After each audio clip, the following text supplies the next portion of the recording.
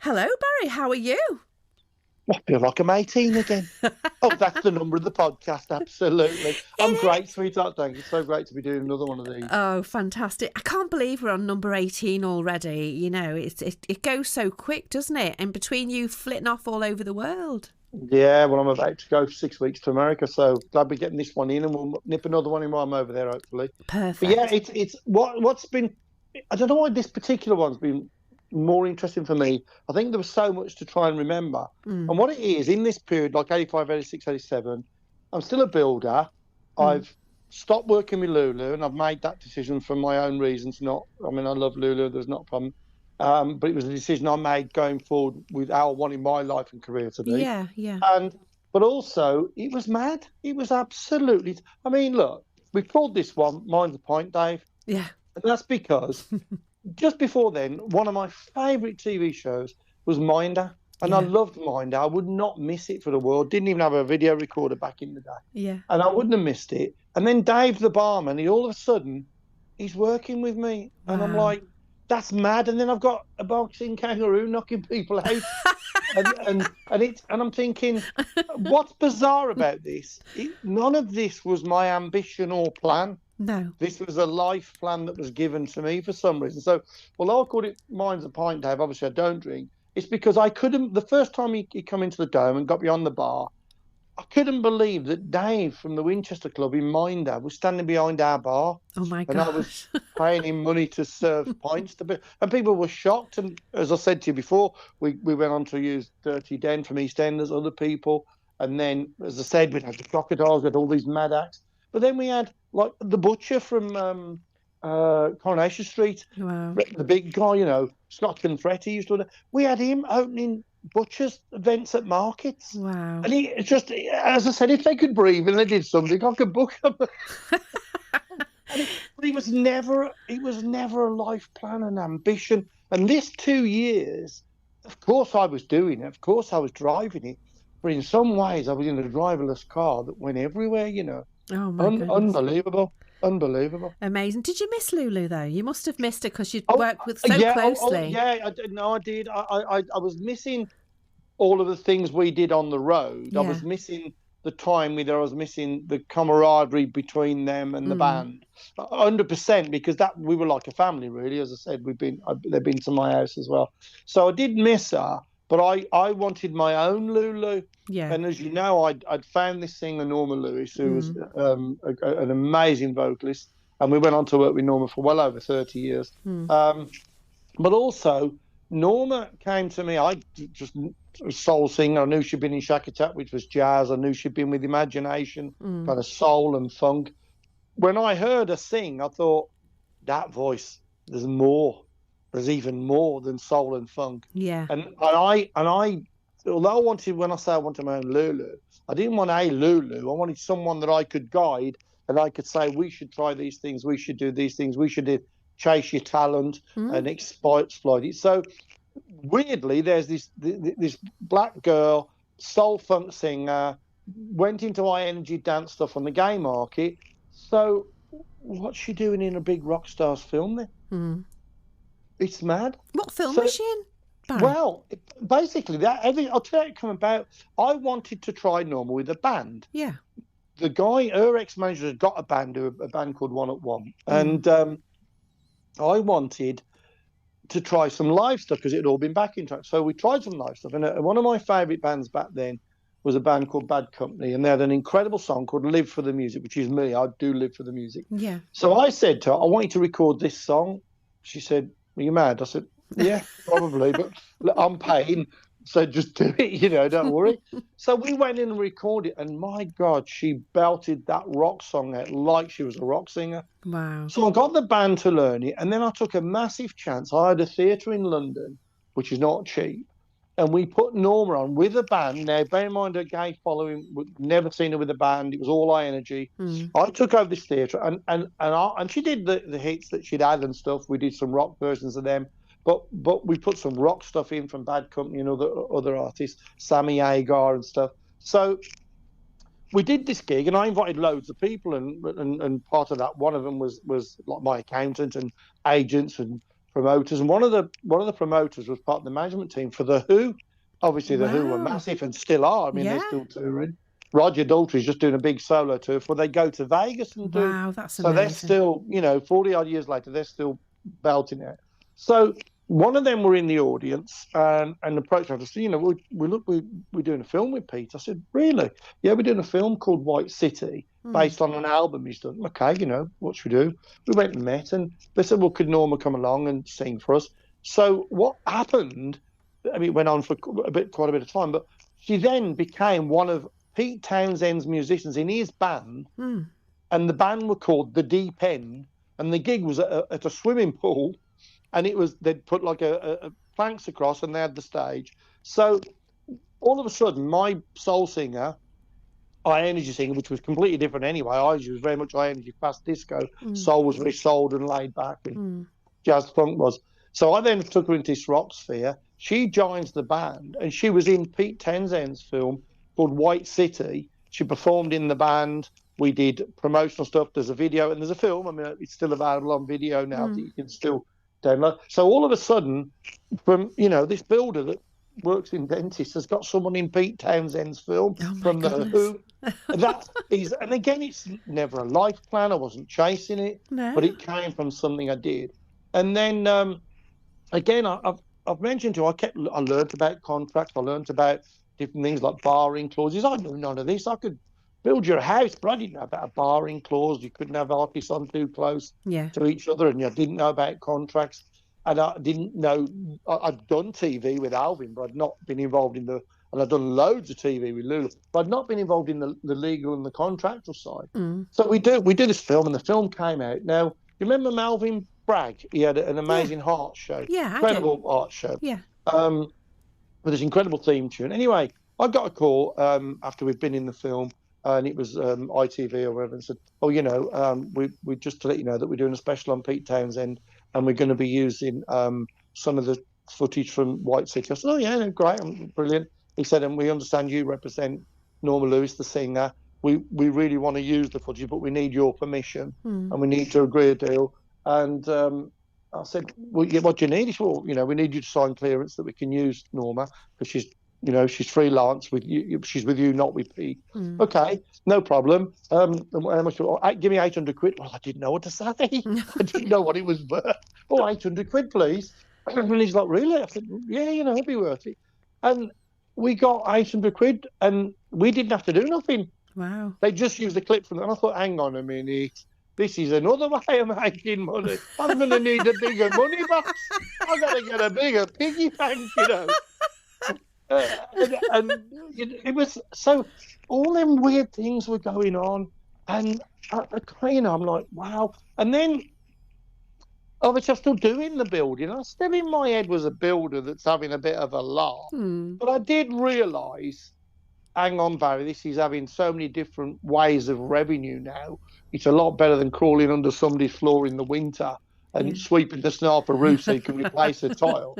Maybe, just maybe, you want to do this for a career. Yeah. So okay, let's give it a bit. So then the next thing, as you know, I'd done Portugal, I'd done sort of France with Norma, I'd done America with Norma, but it was involving other people. Suddenly I'd done like this one club with Norma. Then we got this biggest tour of Portugal with Norma, which was 8 shows. The most of British had ever done before was 3 or 4. Was that in 1986 then, Barry? Yeah, it was like 85 going into 86 into 87. Yeah. So I'm like, okay, hang on a minute.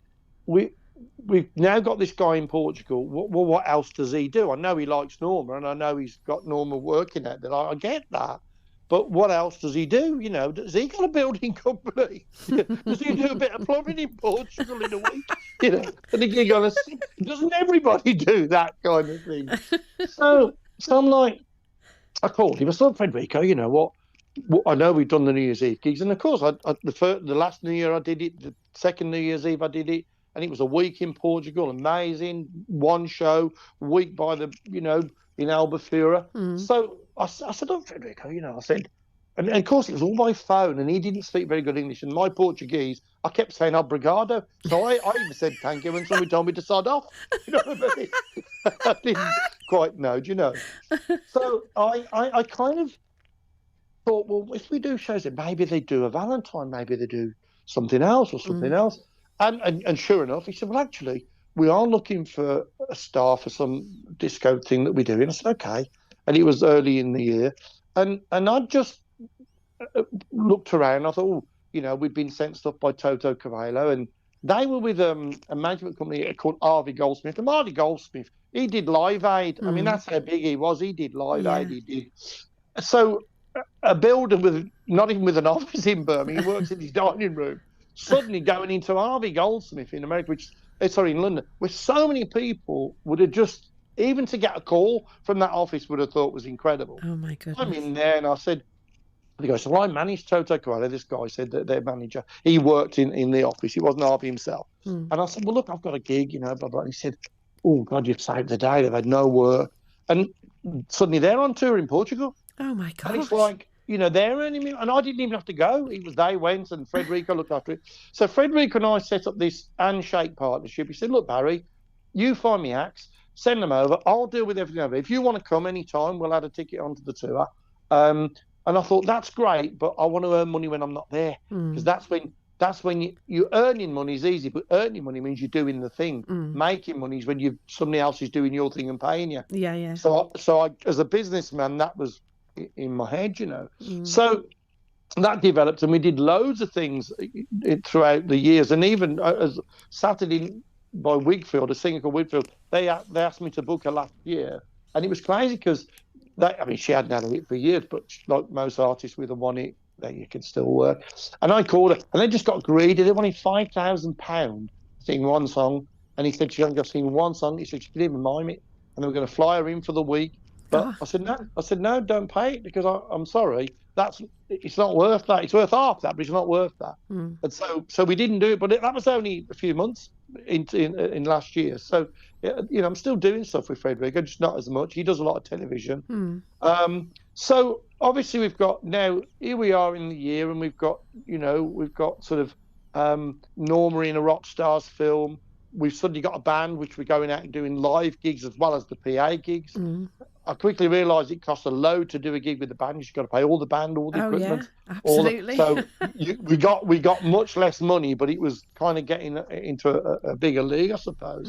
So obviously then, another thing that I'd done, obviously I told you about the weird things we put on.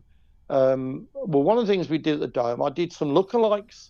And we did a lookalike competition, which was quite a big thing back then. I mean, it was like it was a new thing in England. So whereas now you can get a lookalike of anybody, really. There's probably a Barry Tomes lookalike somewhere called Barry DiCaprio. So very, very weirdly, I put a competition together. Now, don't ask me how, but it involved Clive Davis and a Japanese TV show called Endurance. Don't ask me how, but they had a TV show where Chinese did stupid things and injured themselves for fun. Oh, my goodness. And they contacted us and said, we want some promotion. So we put on an event. And I thought, well, what do we put on? I can't get a load of Japanese cutting each other up and kicking each other. Yeah, we'll lose our license. So we just put on a lookalike show. Oh, well, hang on, let's do a competition. So we do a lookalike competition. And this is how this kind of 3-year period went. It was like, well, if Bay's doing a lookalike competition, we should be doing a lookalike competition. So we do lookalike competitions. And we finished up signing the Michael Jackson lookalike for a long time. Oh, my God. We worked with Colin Tulloch for about probably 10, 15 years. Oh, wow. And he was absolutely amazing. We'd had others. We'd had the Sting one. And then we'd got, I think it was about 6 in the competition. Yeah. So then I don't know how this happened. I have no idea where they get my number from. All of a sudden, Sting's promoter says, you're doing a competition with a Sting lookalike. I said, and I thought he was going to say, you better stop. Seriously? I was going to say, no, he's somebody else. Did he want a cut? Did he want a cut of it? No, he actually said, we'd like to offer you a prize for the winner. I said, the winner or the winners? He said, no, the 6 in the competition. He's obviously read it somewhere. He said, they're all. I said, well, what's the prize? He said, well, Sting, and he's doing the Albert Hall in London. Oh. I said, yeah. What, do you need it painted or something? Or some sinks put in? What do you need? Yeah, I'm a builder. Does he need it? Does he need a bit of renovation before he turns up? You know. But no, he said, well, what I'd like to do, I'd like to offer you a box at the Royal Albert Hall Oh my for gosh. your lookalikes. I'm like, really? That's And I amazing. thought, and now I thought, Jeremy Beadle, is that you? Jeremy, Jeremy. But it wasn't. It was genuine. So Oh my it was gosh. very weird because, okay, thanks. So I'm then saying in the competition that was a bit of fun, that was promoting some Japanese TV show, Yeah. turned into a lookalike competition. I'm like, okay, well, guys, everyone, the prize. What's the prize? Oh, do I get, do I get a booking at the Dome? No, no, no. You're in a VIP booth at the Dome. Oh my Sorry, gosh. at the Royal Albert Hall, not at the Dome.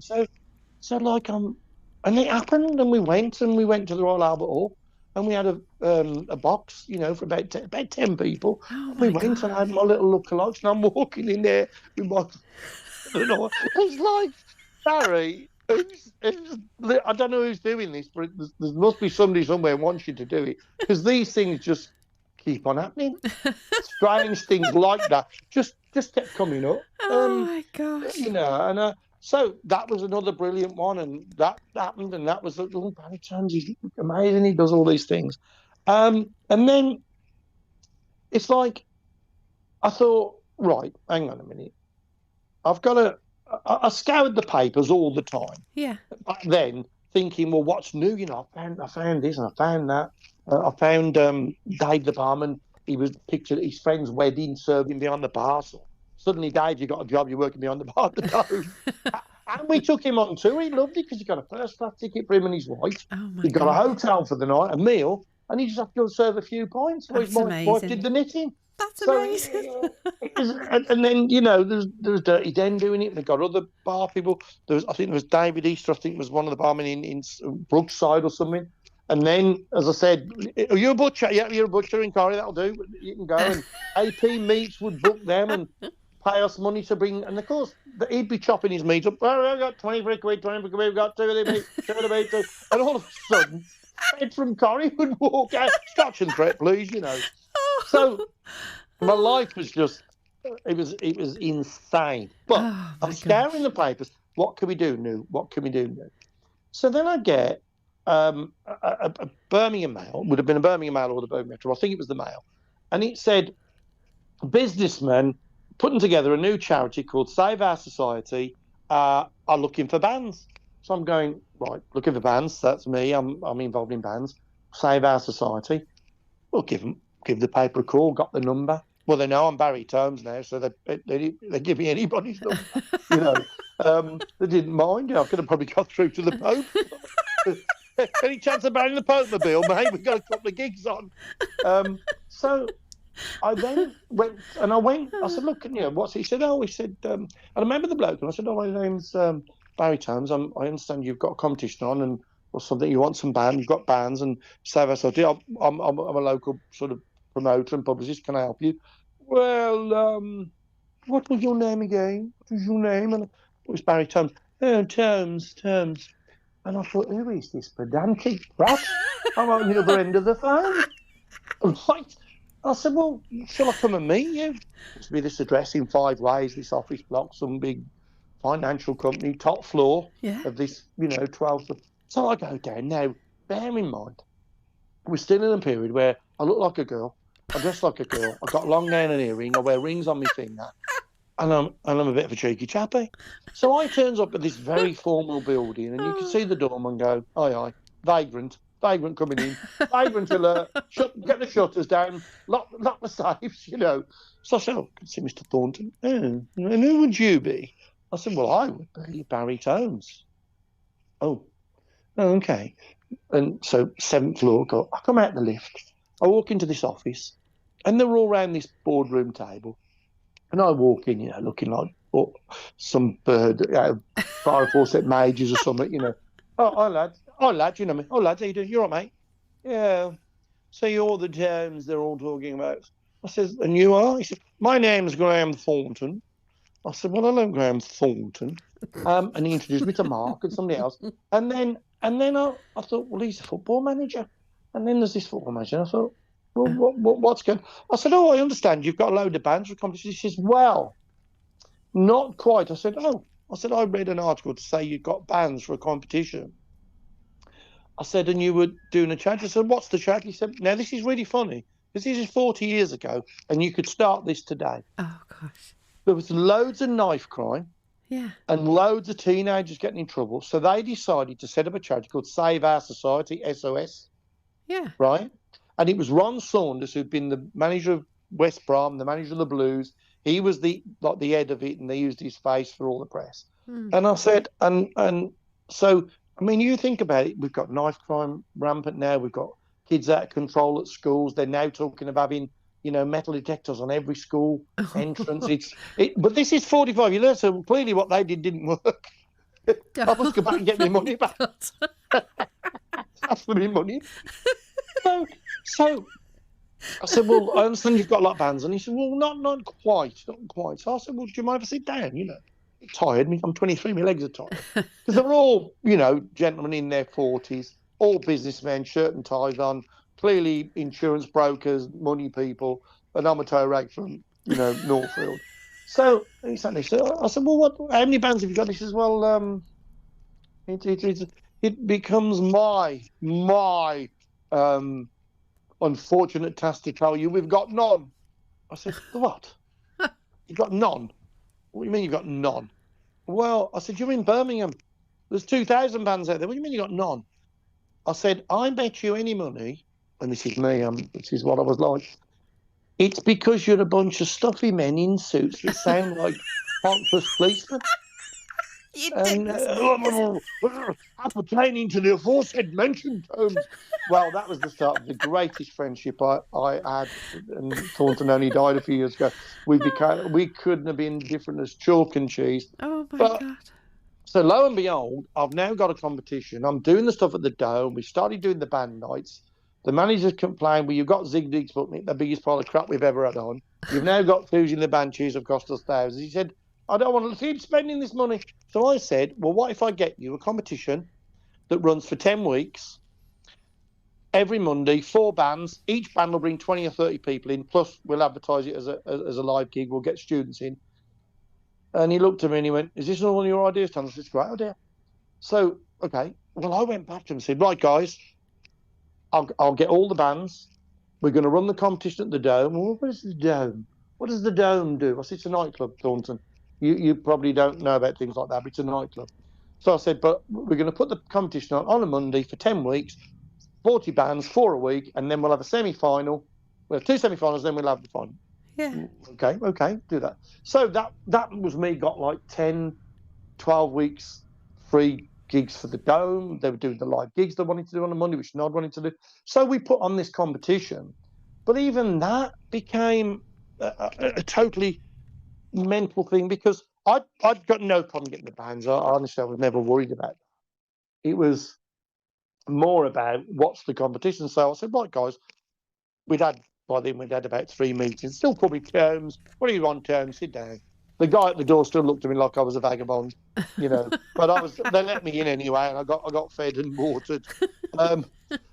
So then we started the competition. I said, well, guys, what's the prize? Well, what it is, he said, we're investors. I said, really? You're an investor? Yeah, we're investors, and we're building a recording studio in Spain. I said, okay. He said, and what we're doing with the competition was we've launched a charity because everybody likes supporting charities, as you know. I said, and also, he said, we want to do the prize will be the winning band will get a free recording week in the studio in Barcelona. Oh my God. And I'm like, wow, okay, that's interesting. Again, he was one of them. Somebody with a lookalike thought they were going to get a free gig at the Dome, suddenly in the Royal Albert Hall with Sting. I've now got a band who think they're going to get a free recording session in the studio in Birmingham, and suddenly going to go to Barcelona for a week. So again, it's like these things just kept happening. That's amazing, isn't it? What a life you've had, though, because all those. Yeah. It makes you want to have a drink.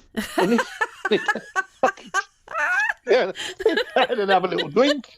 Yeah, because it's bloody mad, and it is mad. And I've got to be honest, this last 2 we've done, because there's all these different going on and on and on. I'm like, Barry, why? What was she doing at the time? Well, he must have worked because I've still got a job and I'm Yeah, off to America to work. I'm not going on holiday, so the stomach's still working. As I absolutely. said, the knees don't work so well, but the brain does. Um, and so yes, so that was the first thing, and then okay, so I said, well, first of all, we need to get some publicity for the charity Yeah. because it's about the charity and we want to raise them money and we want okay. So I scour the papers and I see there's someone called Liza Minnelli going to be performing in Birmingham on this week of this launch. Mm. So I don't ask me how I did it, but I wrote to Liza Minnelli or her agent in London, asked if she'd like to come along, and assumed she would. I just assumed she'll turn up, she'd get Yeah. a lift, get an Uber or whatever. Um, well, she didn't, but she did contact me. She sent a telegram to say, although I'm performing in Birmingham, we're only there for the show and we're leaving, but I would love to offer my support Yeah. to the charity. So we got a telegram. Wow. And that was like incredible that we got a telegram from Liza Minnelli saying, supporting. And again, it was me thinking, well, if she's in town, maybe she'll come along. Mm. So that again, they were really impressed by that. And the band competition carries on into next year. And I'm going to tell you the end part of that because that's another weird twist. And I'll tell you that in the next podcast. But it went on every Monday. We had the 4 bands on, and they all had to be from Birmingham. And so there was no shortage of bands. So of course I'm suddenly then putting all these bands on and the Dome I think it's another 10. Well, it's 10 weeks of free gigs, and then there's 2 semi-finals, then there's a final, and we expect the Dome to be full for the final. We only expected like 300 or 400 in on the Mondays, but it was still good for a Monday night. So that all ran and that run smoothly, and I had different judges from newspapers. I was a judge, agents were judges, and that tickles on throughout the year to probably about September. Yeah. And then I will pick that up because that competition becomes interesting. So now I've got Save Our Society. I'm helping that charity, and I'm meeting the football guy. I'm realising football grounds, got thousands of people. We could be doing some promotion with them, and then Thornton says, Jones, how would you like to be my guest for dinner? And I thought, I'd love to. So he invited me to a private dinner, which was lovely. It was not to do with these business guys. Private dinner, and he obviously got greatest respect for me. Yeah. I mean, he wouldn't want to. He thought it's like going out with Danny LaRue, going out with Barry. Yeah, he was all well dressed, and he represented MPs. He was under parliamentary secretary for MPs and stuff. Oh my goodness! That's incredible. So we go for this private dinner, and we go in, and he says, "Oh, Barry, this is Peter, and this is Drew, and hello, Peter and Drew. I'm assuming it's Andrew. This is Peter's boyfriend, okay? So okay, I'm the only non-gay in the room. Here we go. Merry Christmas, everybody." So, and they were doing just the sweetest thing, and so I'm like, my head's going, Peter Harris. Okay, Peter Harris. Well, Peter Harris did the Muppets. Oh. He did New Faces. He was the director. So he was big. He was huge. Yeah. And I'm sitting in his house having dinner, and I'm thinking, and Drew's the boyfriend, just stroked the cat. He wasn't relevant to anything really, although he was really sweet. And Peter Harris only died last year, and it was quite amazing that he, carried on working. So all of a sudden, I'm now friends with Peter Harris. And then Peter Harris says, over the dinner, he said, well, Thornton tells me that you've been helping him with some musicians and things. I said, oh, yeah, we've got a great competition running, going really well. He says, and he said he's got no truck with the bands at all. He doesn't think they're his type, but he does speak highly of you. And I wonder if you might like to help me. I thought, well, you want to do a competition? He says, well, I'm already doing one. I said, oh, okay. And what's the competition? He said, New Faces. It was New Faces on telly. Yeah. And I said, oh. He said, I'm filming a new series called New Faces, and I'm doing auditions. I said, really? He said, well, perhaps you'd like to find me 1 or 2 acts. Okay, well, here we go. Well, New Faces, for people younger that don't know, was the prequel to any of your X Factors or Pop Idols. You had Opportunity Knocks with Huey Green, but you had New Faces was really the next commercial one. Yeah. So I got a few bands, and then I thought, man, that's where are you holding these auditions? So we've got to find a suitable venue in London and Manchester and Edinburgh and Birmingham. I said, Birmingham, would you like to use the Dome for auditions? He said, Dome, what's the Dome? I said, well, you would know the night out pitch. He said, oh, yes, of course. I said, it's now a discotheque called the Dome, but I'm a consultant for them, so absolutely, I'll get you that. Well, and how much will they charge ITV? I said, they won't charge ITV a penny. Yeah. Really? So all of a sudden, they've now got this Dome. Well, normally the Dome would have charged ITV probably $5,000 Yeah. for the day. But I'm saying to the Dome, I'm your consultant. I've got you a TV show coming here. You're going to be in the press.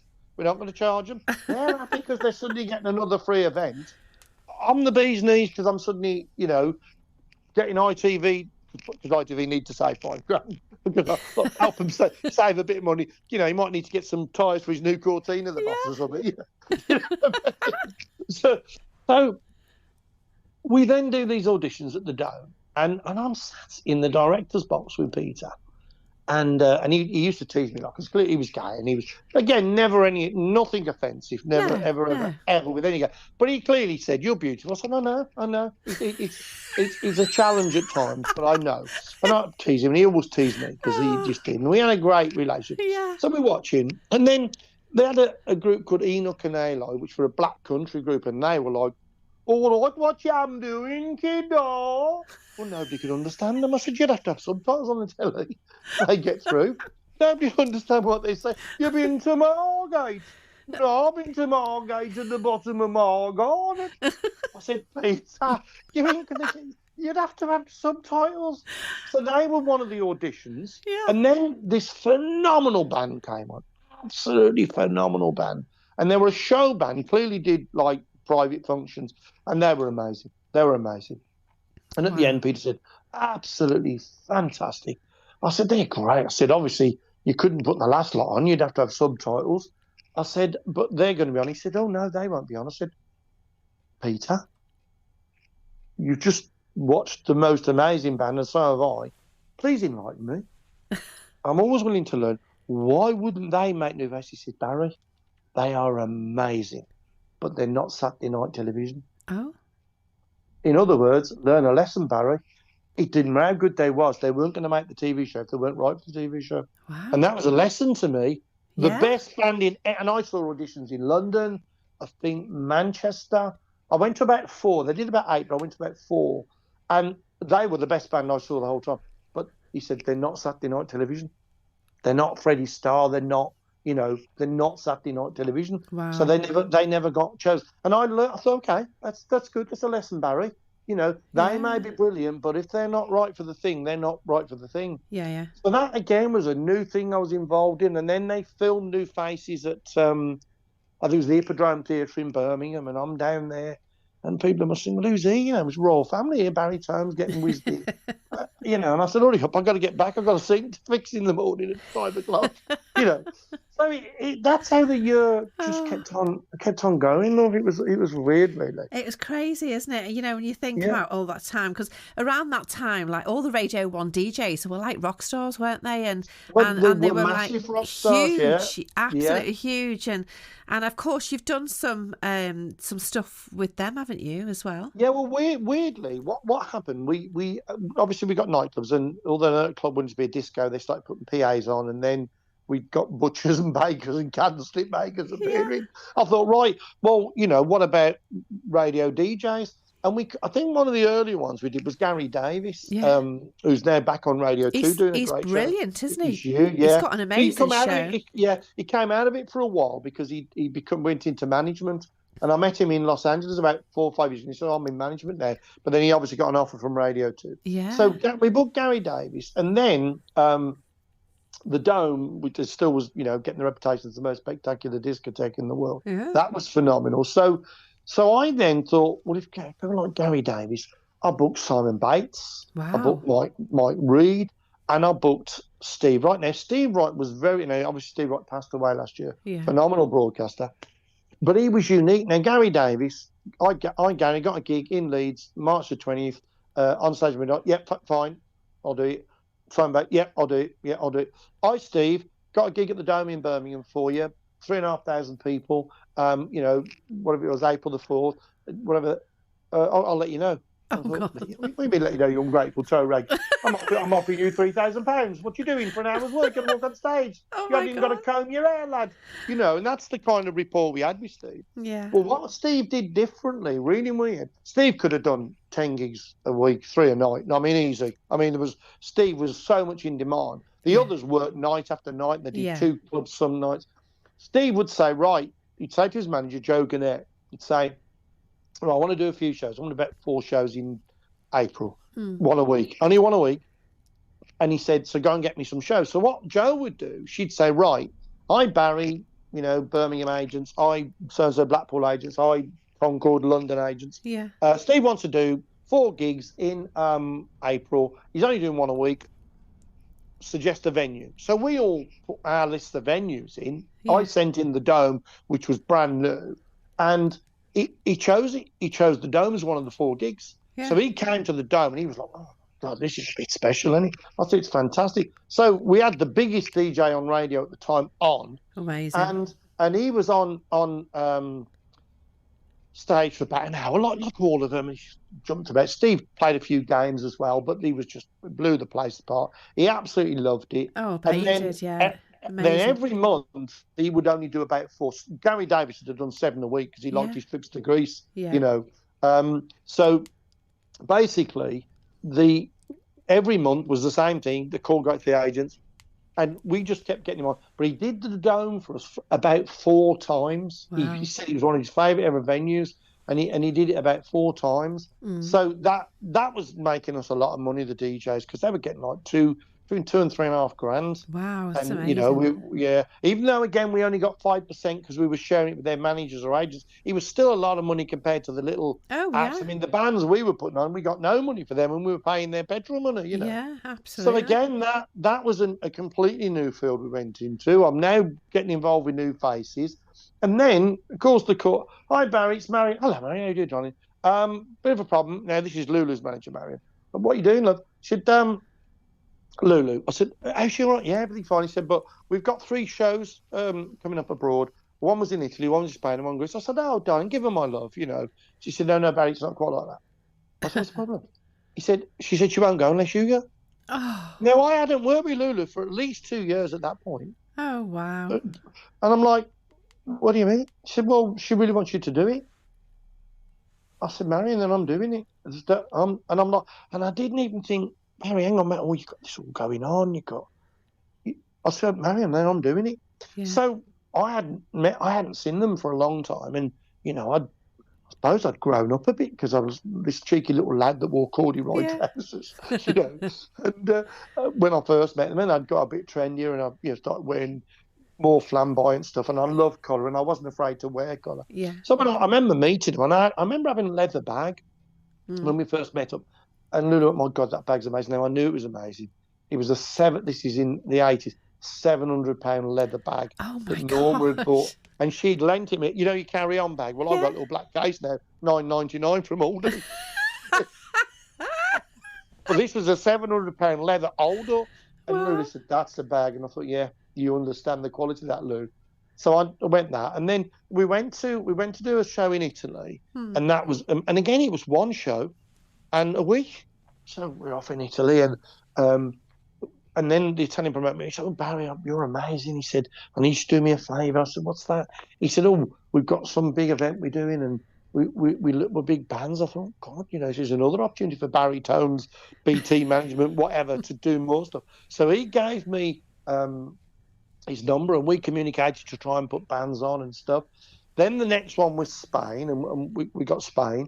And then, now, when we went to Italy, the frustrating thing was there was Lulu and there was a support act. Yeah. And the support act, and the second one we did was Mike Reed.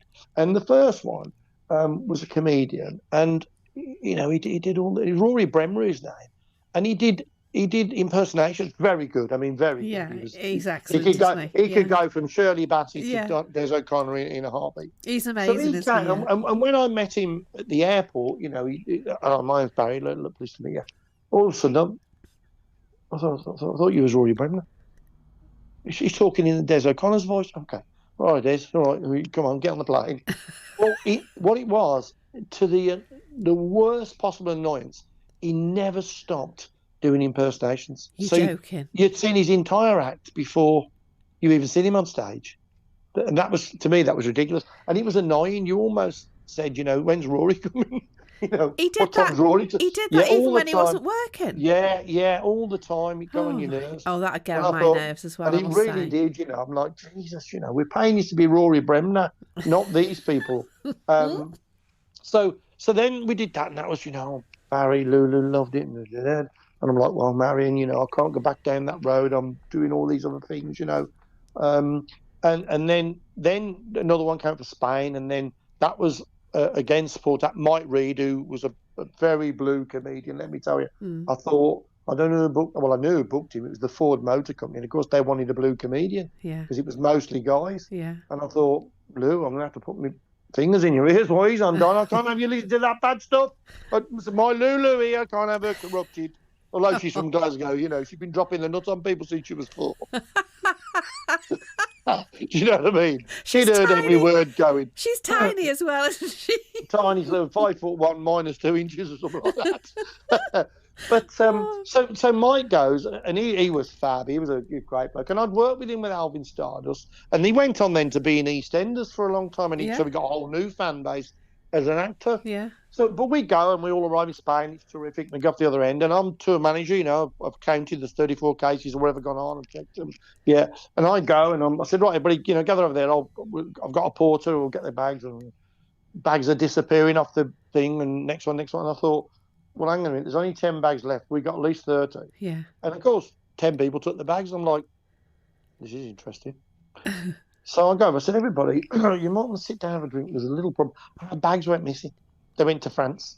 We were in Spain. Oh, God. BA had put them on the wrong plane. We all arrived with no luggage. Oh, No my luggage God. at all. That's a nightmare. Now, that would have been okay for Steve Wright, because when Steve Wright travelled to America, do you know what he did? Go He on. put a toothbrush in his top pocket, right? Yeah, Off he went, and he'd buy a shirt and a pair of trousers in New York, yeah. stay the weekend, see his daughter, and he'd come back. And he never took any luggage. Oh, So you he'd have been don't. all right. He'd have had his toothbrush with him. I mean, you remember the show, the Friday night show, when you say, don't forget your toothbrush? Yeah, And you remember that one? yeah. So so we're all getting there. I'm like, oh, we better get the credit cards out. We're gonna go and get some clothes for Lulu. Where's the stuff? The band equipment. I'm like, oh my God, it's frightening. Thank the Lord. The next morning they'd found everything, rushed it all to us, and got to the hotel. So that was just again that learning process, and the experience of the Middle East and all that too. Amazing. Taught me, don't panic. We got this. We'll do it. It takes as long as you've got, and there'll always be a problem. Yeah. So it's going to be okay, and it was. Everything arrived. So yeah, that was amazing. So that was, we'd done Italy, we'd done Spain, and then we got one coming up in Greece, and I was a bit, oh God, just getting a bit, that Marion don't want me to leave, and I'm like, oh. Anyway, luck would have it, not luck would have it, but sad. Maddie, who was Lulu's secretary, had just split up with a boyfriend, and we all knew she was very distraught with it, and she was really struggling. Yeah. And I said, look, it's easy. This is easy. This is easy what you do. You get off the plane, people meet you, you're all talking cars. Why don't you take Maddie to Greece? Have my ticket and take Maddie. She's going to be upset while you're all away. Yeah. So I just relinquished my space. I take Maddie. You've got this. You don't need me there. I'm loving it. No, I'll do Greece. I'll do every tour with you. And so they did. So Maddie went. So then I didn't do that show, and I was back to my own sort of madness. Yeah. And then I don't know whether I woke up one day with a bump on the head. I felt a bit hungry, and I thought, oh, I wish it was Christmas again. I'd get 2 Christmas dinners one day with the Beach Boys. Remember that? Yeah. I had Yes, peckish, feeling a bit peckish, So, and I thought, hang on, Barry, you've had an idea about that 3 years ago. And the idea was, I thought, how am I ever going to get 2 Christmas dinners again? I was thinking, how would I do it, Mm. I even thought, well, I'll have Christmas dinner at home and say to the missus, let's go to Scotland and see your mum and dad tonight. I was going to drive off and have Christmas dinner on the night. Haggis and turkey, whatever you get up there. So that happened. And then I thought, hang on, no, Barry, you've about Christmas in July. So off I go in search of a venue for Christmas in July. Yeah. And now, as well as doing the Dome, which I got paid a consultant, I was paid by Mecca Leisure doing stuff. The Tower Ballroom, which is a phenomenal venue in Birmingham, that do big shows, they'd asked me to put on a showcase, and my bands were loving it. Yeah. Because I didn't manage none of these bands. I was getting them all gigs. They're all on showcases. They're all in the papers.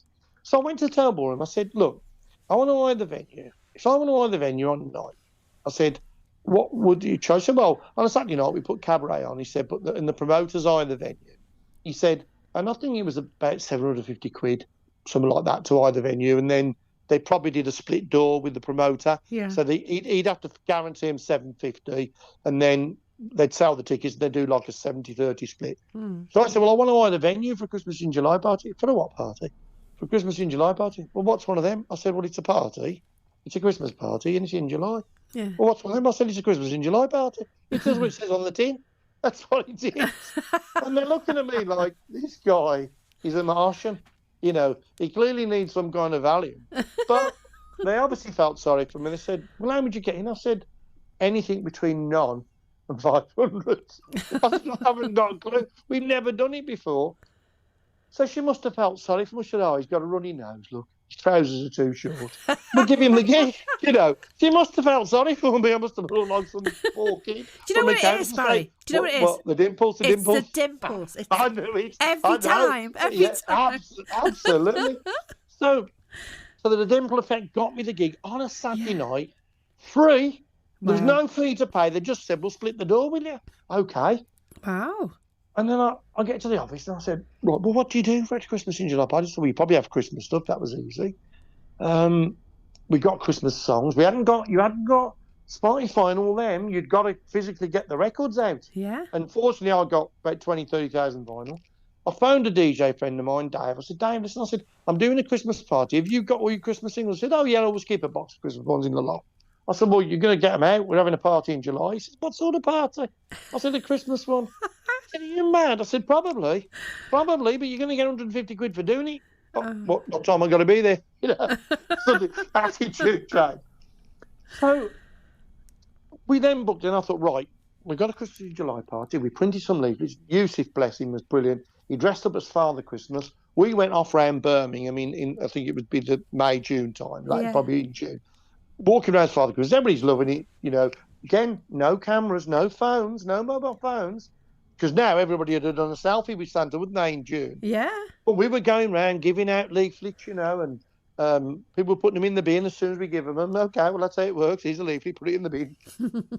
You know, but we made a bit of a noise, and then I contacted Roy Wood, who, of course, had a hit with Wish It Could Be Christmas Every Day. Yeah. He was a Brummie. I'd done some close to him or near him, but not with him. So I contacted him and I said, oh, Roy, I wonder if you'd help us, mate. I said, I know they dig you out every Christmas and stuff. I said, but I'm having a Christmas in July party and I said, it's different. I said, I'm going to be giving I'm not making any money. The money on the door basically will cover the door fees, the DJ, the security. It's not about me making money, but what I'm doing is I'm going to open a grotto and I'm going to get everyone to bring a present for Santa. I don't want any money. I don't want to get involved in cash. They're going to bring a present, and hopefully we'll have 400 or 500 presents, and then we'll choose a local charity and we'll give them to them. Yeah. Because after Christmas, they do get a lot of stuff because people have new things for Christmas and they chuck out the old toys. Somebody must, because all my toys are gone. I never threw out any of my toys. That police car's gone. That pedal car's gone. Action Man, 9 of them, gone. I never threw out a thing. So my mom or somebody puts them out when you get a new toy. So I get it. So Roy said, it sounds interesting. I said, well, the idea is we'll be able to give the charity some toys in the summer. Yeah. He said, what do you want from me? I said, well, would you mind doing some pictures with us? Bit of publicity, say you support us. I said, and would you mind coming along tonight? He said, what, to perform? Because he didn't like live gigs, Roy. Yeah. He was very nervous. Was he? I've seen him be sick before a gig. Really? Same as Amy Whitehouse used to do that. I was with Amy Whitehouse once, and she very sick just before. And Norma, funny enough, it happened once with Norma. She spewed up the side stage. It's like a nervous thing. Yeah. And they spew up, and then they go on and do the best show ever. Oh, wow. So he said, you going for him? I said, no, Roy. I said, just come. I said, but just be a surprise guest. He said, well, what should I do? I said, well, we'll be having the Christmas party. I said, and if you just come about 11 o'clock for half an hour, people are, they'll want your autograph. There's no pictures. Like some will have had roll-up cameras or the little wind-on cameras, but there won't be the phone thing and the selfies. Yeah. He said, okay, Buzz, yeah. So we went to a studio. We did amazing pictures with him. It was in all the papers. Wow. Somebody, I don't know how this happened. Somebody give us a double-decker bus to drive round on promoting it. Somebody gave us a load of giant teddy bears, which we took pictures with Rywood saying, we're going to have a load of toys for the kids. And the publicity was amazing. Oh, And I'm wow. like, Barry, you clearly do have good ideas. If people look at you a bit strange, don't worry about it. Just say, yeah, I'm a bit weird, don't worry, it'll work. Oh, So come the night, I said to you, she said, I don't know, mate. I said, we haven't sold advance tickets. I think she sold about 14. mm, And she said, but she did say to me, don't worry, it's a walk-up night Saturdays. There'll always be people. And sure enough, about 700 came. wow. Now, bear in mind, it was advertised for Christmas in July. There wasn't a band on or a comedian or a drag act. It was a Christmas in July party. So, and there was no kids. It was adults only. So yeah, sure enough.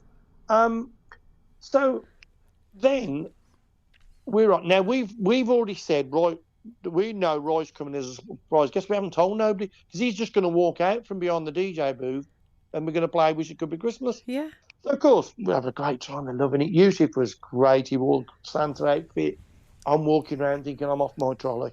And then, what annoyed me? There wasn't a mince pie in sight. I didn't, you couldn't buy a mince pie in July. Because there's not a mince pie at all, So basically, great night, going well. Yeah. Comes about 11. I saw Roy be in a minute. I'll go to the car park. No, it's not Roy. 11:15, no Roy. Went back in usual. I said, keep dancing, keep dancing. I said, and I'd said to the DJ, we're going to put Wish Could Be. I'm ready, Baz. And I'd give him a green vinyl copy. And it was a 7-inch single, but green vinyl of Wish Could Be Christmas every day. Yeah. And we were going to give it to somebody. Roy was going to give it to somebody, sign it and give it to them. So anyway, I said, no, Roy's not here. 22 hours. I said, well, look, we close at 1. We better just play it. So we played it. Went on. They had a great night. 1 o'clock, they all went home. The woman said, well, Barry, she said, I wouldn't have believed it, but you got 700 people in here and we've had a great bar take. Great night, fun thing. What a terrific thing to do. You've look at the toys you've raised, there's thousands of toys. She said, you just well done. You're just a bloody great bloke doing great stuff. So that was terrific. But no Roy. So I thought, well, if he hadn't fell down the pothole, because we've got like potholes in Birmingham. I thought Roy didn't get down a pothole. He ain't turned up. Well, of course I couldn't ring his mobile. But the next morning, wait till 11, pop star, they don't get up before 11. Morning, Ray, how you doing, mate? Hello, Baz, how you doing? I'm all right, mate, how you doing? I said, what did you do? What happened last night? He said, last night, I went for a curry, why? I said, you went for a curry? Yeah. Well, it's Birmingham, we love a curry. I said, last night? Yeah. I said, right, we had a Christmas party last night. Oh, my, and he just totally forgot. Oh, my God. He totally forgot. Now, I suppose if he had a gig, the band would have reminded him or somebody that bought him. He was just going to drive his son. Totally forgot. But nobody knew. Nobody knew. Nobody knew that he hadn't come, and he'd had a lovely curry, so all was well with the world. We had great publicity. Didn't have to pay him nothing. And so then it got more and more and more bizarre. Go on. We haven't even got through the year yet. Oh, my Lord. Now, I'm doing the gay nights. One of the clubs said, we really want to start a gay night, but we know there's a lot of gay nights in Birmingham. And the Powerhouse was right on the edge of the gay scene, but it was a straight club. Yeah. And there was a strict divide back then. So the guy said, look, Barry, we want to try this gay night idea once a month on a Thursday. I said, okay. He said, what can we do? I said, well, you got to let the gay people know. He said, well, we'll do all the leafleting and we'll advertise in the gay press and that. Yeah. He said, but we've got to do something special. I said, well, look, we can put Norma on and we'll get Angie Gold to come up because they're big on the gay scene. Brilliant. So I want to do something different though. He said, I want them to say, my God. I said, leave it with me. Will you give me 250 quid? Now, I'd already getting paid me fee. Will you give me 250 quid? He said, I said, will you give me 250 quid? He said, yeah, I'll give you 250 quid. Okay, you sign a form, you get 250 quid. Well, I went home. It was the most ridiculous thing I've ever done in my life. I mean, I really should have been put away. I went home, I got the scaffolding out, I got the wheelbarrows, I got the concrete mixer, painted them pink and green and all the rainbow colours you could think of. This is my building gear, right? My building that goes on a building site suddenly became like rainbow. There was everything but Zebedee and Bungle. It was ridiculous. Nothing surprises me with you, Barry. So I have it all delivered to this nightclub, and of course we sound it as a construction night. YMCA. Oh, my Lord. And he's like, Barry, you are a genius. I said, it hasn't been said, but I ain't learned to spell it yet. But it has been said. So we put on this construction night, and of course it's a gay club. They all want to try new things. Well, of course, You got them pushing each other around in the wheelbarrow. Oh my People are putting God. their head in the concrete mixer, one feeding his arse at the same time. It's like, Merry Christmas, everybody. It's like ridiculous. The scaffolding. So, of course, he said, Barry, that's the best 250 quid I've ever spent. I got my fee, whatever the booking fee was for doing the event, 100 quid probably. Next day, I get it all delivered back. Saturday, Trevor and the lads, some of my lads, he says, "All right, Barry." I said, "Yeah, everything's fine." He said, "Got a bit of a problem." I said, "What's the matter?" I said, you got to get there early, mate. We've got to get on." He said, "Yeah, but Barry," he said, "scaffold's pink." I said, "What are you on about?" He said, "It's pink." I said, "Pink?" Well, I forgot. Of course, the builders had to use it. So the builders had to take all this gear, painted in all the gay colours of the rainbow, to a building site to do a job. Well, we've never lived it down. We've never lived it down. And we were honestly called the village people after that. It was ridiculous. Get the village people to fix the fence. This was become a nickname. So that's how my year kept going. And it kept going. And then we're in August. And then August the 9th, something very special happened. Go on. And I'm like, and you know me, I'm always pulling things out of the bag. Yeah. Well, I didn't pull things out of the bag, but I pulled something. Go on. My daughter was born. I had a child. Oh my gosh. And I had to sit there while they cut the umbilical cord and out. I watched the being born. Oh. And I thought, that's the best thing you've ever done, Barry. You never got paid for it. Oh. Fantastic. So that was a shock. And I might reveal it was a bit of a shock to a lot of people, including my family. But, I had this baby and that was great. So, yes, really weird. And we still sort of think, this is August. I've got my daughter and I'm like, well, hang on. I can't be travelling. And I wanted to be dad. I wanted to be dad. Yeah. And I don't know I've got pictures of my daughter and I'm holding my daughter and my hair is 2 foot long and she's thinking, is this my dad or my mum? And that was before diversity. She didn't know whether to suck me breast or ask me for a sandwich. You know what I mean? It was difficult. I could have traumatised my daughter for life. Oh, dear. Oh, gosh, what you like? See, was I say, it's like, my dad or my mum. Well, now it don't matter. Somebody identified as a cat the other day when the police stopped him. He said, what are you? He said, I'm a cat. He said, if you're a cat, you're nicked because cats can't drive car. I'm taking you down to the vet and giving you injection. He soon handed over his licence. Well, now, it doesn't matter. You can be your mum, your dad, just as your uncle or a garden fence. It doesn't matter. But back then, dads looked like dads. They didn't have 2 foot long hair, but my daughter adored me. Oh. I adored her. It changed my life forever. She's now in a similar industry. She's got an amazing company, East Village. She's got there's amazing stuff for charity. She said, let's feed Brum. She's got a Queen. She was one of the last people to get a Queen's Award from the Queen before she died. Amazing. For charity. So I pulled that out of the act without telling anybody. I kept it really quiet. Didn't mention it to people. When I was walking around, I kept singing. There was a band called Kenny they had a song called Do the Bump, and I kept singing the bump to her mum. And of course, she was a music baby, and she was born. I took a cassette player into. I said to the nurses, "I'm bringing a cassette in and play music." What do you mean? I said, "Well, when my daughter's born, she can be born to music, or we're having her at home." Yeah. She said, "No, that should be okay." I took a cassette in, and we played music and it's like long labour, as I remember. And then he suddenly thought, it's probably not going to happen. Then suddenly, bangs the baby, and I watched this baby spit and take a first breath, and it was the best thing ever happened in my life, the most incredible thing I'd ever achieved, amazing. And always will be. Yeah. None of my ideas will ever be that great. And so we were playing Higher and Higher by Steve Winwood when she was born. Wow. And every time I hear that track now, I think of I watched her being born, and I watched this little face covered in all this gooey stuff suddenly. First ever breath. So that was one of the most amazing times of my life. But then I was scared. What do I do now? I've got to be a dad. Yeah. And so I did kind of keep trying to change what I did. But I just burnt the candle at both ends. I was there. I took her to school a lot. Yeah, I went away a lot. Yeah. I'd drive down, take her to school, get back, do a building job, back out. I'd go and put her in bed, then race off to a nightclub to do a show at 12.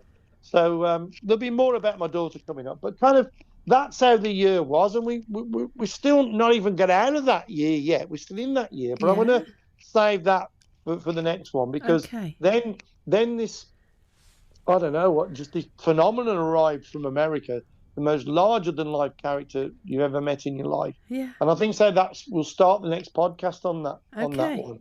And I hope you found that very interesting. Well, do you know what? That was absolutely. Do you know what? Nothing surprises me, Barry, because you're just amazing. But the scaffold. Can you imagine? Scaffold. And I never even thought about it. I carried it back to the yard, put it in, and the guys look, the scaffold's pink. I said, well, it could be rusty, it could be a bit brown. And I never even thought everything was still the colours. There's only you that could do that, isn't there? Well, there's only me who can do it and make some money out of it. So that's number 18 in the bag. Wow. Can't wait to do the next one. I'm off to America. You, young lady, are doing amazing stuff with charities. Can't wait to work with you much, much more. Oh, We're yeah. going to do a lot of stuff, and I'm going to come up with great ideas from it for you. Oh, And the hair's a fantastic. bit shorter now, so I look a bit more respectable. And I got to go to. I look grown up. I don't look much like a girl, but I will warn you: if you introduce me to my friends, I've still got the dimples. Be careful. Well, it'll win them over every time. It wins everybody else Hopefully, over, doesn't yeah. it?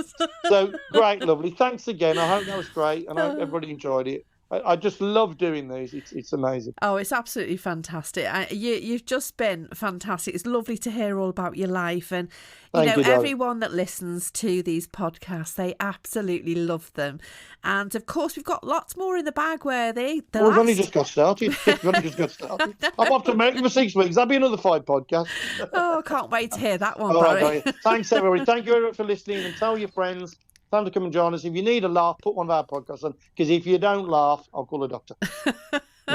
Oh, thanks very much, Bye-bye. Barry. Bye-bye Bye-bye. now. Bye-bye. Bye-bye.